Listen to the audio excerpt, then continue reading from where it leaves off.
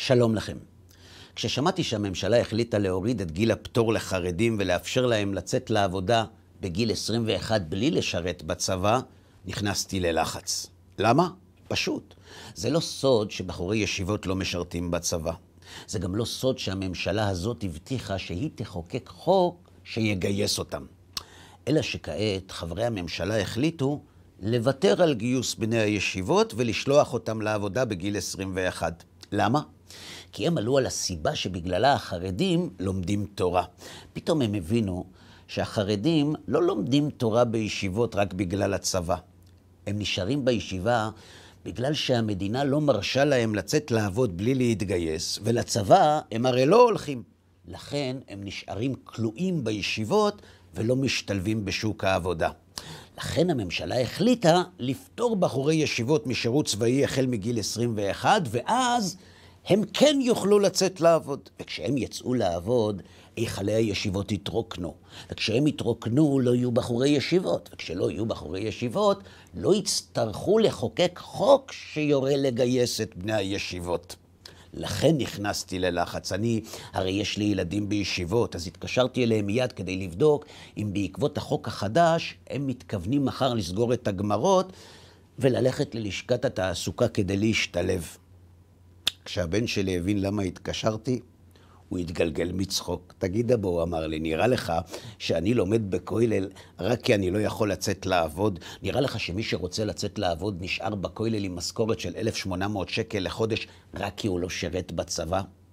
תרגיע אבא, אני לא כלוא בכולל, אני לומד בכולל אבא כי בחרתי בזה. כשהבנתי שהבן הזה לא נמצא בקבוצת סיכון, עברתי לבן השני כדי לוודא. את האמת, לא כל כך נעים לי לספר חברים, אבל גם הוא לא הבין מה אני רוצה באמצע הלילה, וגם הוא אמר לי שהוא לא עומד להשתלב בשוק העבודה בקרוב, כי הוא כבר משולב בללמוד תורה, והוא לא בנוי לשתי עבודות במקביל. וחוץ מזה, אבא, הוא אמר לי, אם כבר התקשרת, אז תדע לך, שגם מי שכן חשב לצאת לעבוד כעת, כבר לא יצא. כשלא הבנתי, הוא הסביר לי.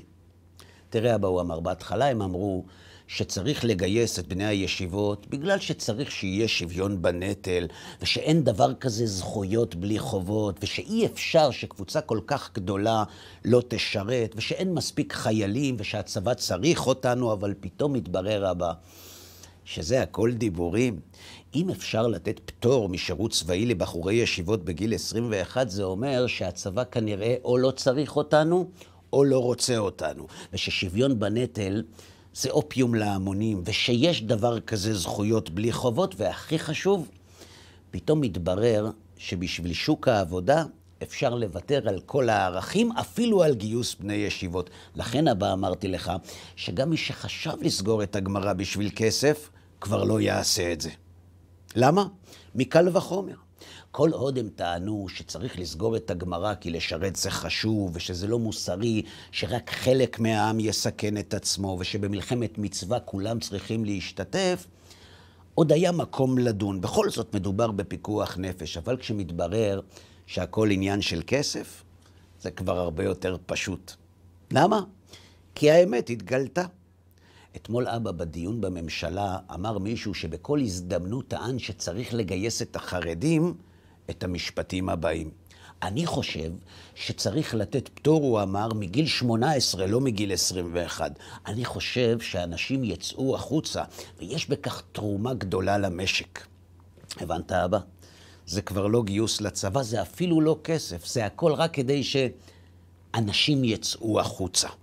פתאום מתברר שכשהם אמרו שוויון בנטל, זה לא היה באמת. אתמול התברר שכל הסיפור הוא שאנשים יצאו החוצה, וזה הקל וחומר אבא. אם מי שטוען שלשרת בצבא זה ערך עליון, ובכל זאת מוכן לוותר עליו רק כדי שאנשים יצאו החוצה, כי כסף זה חשוב, מי שאצלו כסף פחות חשוב, והאידיאל שלו זה ללמוד תורה, הוא יוותר על מה שחשוב לו בשביל מה שפחות חשוב. ואתה יודע מה אבא? אתה גם צריך להגיד להם תודה על החוק הזה. למה? כי מי כמוך יודע כמה אתה מתאמץ להסביר לאנשים למה אנחנו לא משרתים בצבא ושלימוד תורה הוא לא פחות חשוב, ועכשיו יהיה לך הרבה יותר קל. אם על שירות צבאי מול לימוד תורה, בה עוד אפשר להתווכח, כשפתאום מתברר שמדובר בכסף, זה אומר שהכל עניין של כסף, ואת החשיבות של לימוד תורה מול כסף, הרבה יותר קל להסביר. ועוד נקודה לסיום, אם אתם חושבים שבעקבות החוק החדש, החרדים יסגרו את הגמרות ויצאו לעבוד, אתם כנראה טועים.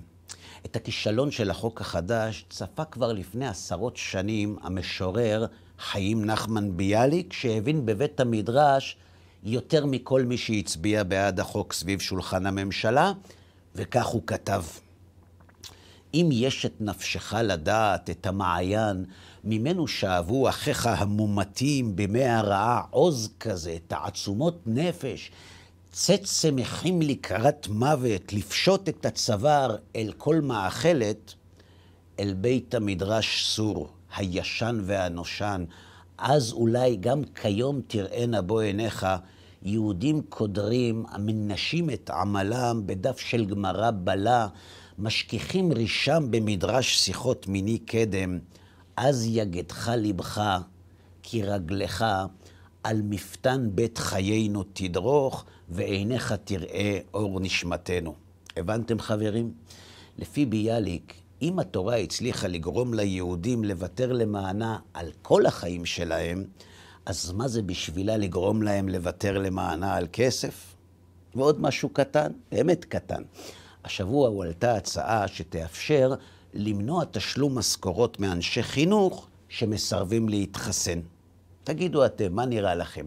האם המורים שמסרבים להתחסן יוותרו על האג'נדה שלהם כדי לקבל משכורת, או שכמו לומדי התורה הם יוותרו על הכסף בשביל מה שהם מאמינים בו?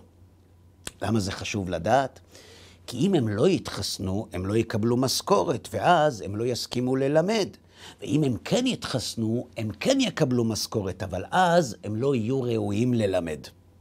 למה? תגידו אתם.